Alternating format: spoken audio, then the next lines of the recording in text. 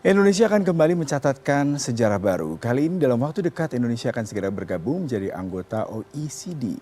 Ini menjadikan Indonesia sebagai negara ASEAN pertama yang bergabung ke OECD. Lantas apa sebenarnya OECD? Kita akan memberikan informasinya kepada Anda.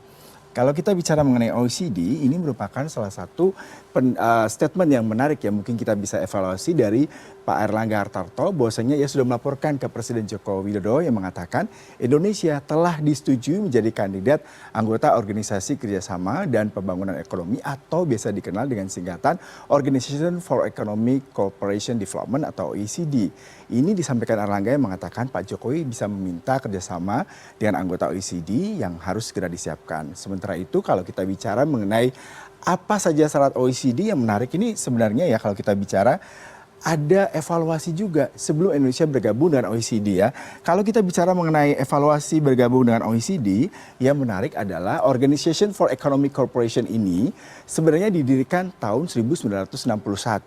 Anggota pertama ada sekitar 21 negara, di mana 21 negara ini salah satu atau beberapa negara besar seperti mungkin USA ya kalau kita bilang USA, kemudian juga Denmark, Korea Selatan, bahkan negara-negara Latin seperti Kolombia bahkan. Nah, ini beberapa negara yang tergabung dalam OECD ini. Nah, kita lagi menunggu evaluasi atau assessment dari OECD terkait dengan bagaimana Indonesia dinyatakan layak untuk bekerja sama. Salah satu pertimbangan dari OECD dan juga Indonesia untuk mengevaluasi kerjasama adalah terkait dengan apakah Indonesia mampu mengatasi masalah lingkungan hidup, integritas pemerintah Indonesia sejauh ini dalam mengatasi masalah terkait dengan penyelesaian kasus-kasus korupsi, serta bagaimana Indonesia melakukan kerjasama investasi dan perdagangan di pasar terbuka merupakan salah satu variabel ketika nantinya dari OECD ini akan memberikan evaluasi kita layak atau tidaknya. Nah sebenarnya kalau kita bicara mengenai evaluasi ini, yang menarik mungkin yang bisa saya sampaikan terkait dengan OECD ini terdiri dari 38 negara. Nah masing-masing negara ini tujuannya apa sebenarnya saudara-saudara? Kalau kita bicara mereka adalah menangani masalah pendanaan, mencari cara solusi dan juga bagaimana negara-negara tersebut mendapatkan investasi dengan bergabung dengan negara-negara yang sudah didirikan tahun 61 ini. Dari 38 negara Anda bisa bayangkan ada USA, ada Inggris, ada Australia, Denmark dan juga bahkan negara-negara Amerika Latin seperti saya katakan tadi. Mungkin contoh yang paling sederhana apa yang sudah dilakukan OECD.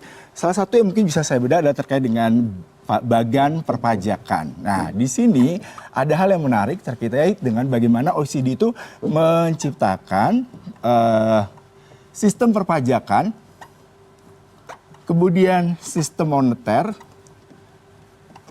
yang bisa diadopsi dari negara-negara OECD sendiri ya.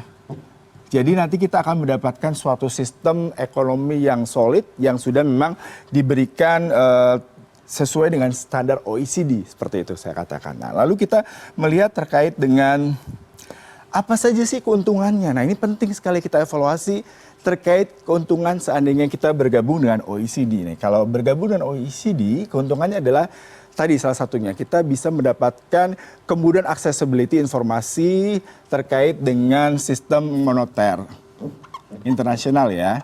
Kemudian terkait dengan policy internasional, keuangan, kemudian juga investasi, serta terkait dengan bagaimana kedepannya kita juga mendapatkan sistem bagaimana nanti mereka menciptakan sebuah software ataupun mengedepankan teknologi yang ramah lingkungan. Seperti halnya salah satu green economy yang menjadi salah satu target Indonesia di tahun 2045 mendatang, di mana OECD juga melihat Indonesia adalah negara yang bisa menjadi salah satu market terbaik. Kalau tadi kerjasama kita dimulai 2007, 2014, kemudian akhirnya kita dievaluasi untuk bergabung dengan OECD ini bukan tanpa alasan karena satu-satunya negara di Asia Tenggara yang mengajukan, tetapi tadi dengan catatan masih dievaluasi, masih dilihat apakah negara Indonesia itu memiliki kemampuan terkait dengan pengembangan teknologi ramah lingkungan, kemudian juga integrasi ekonomi politik internasional yang terbuka dan juga investasi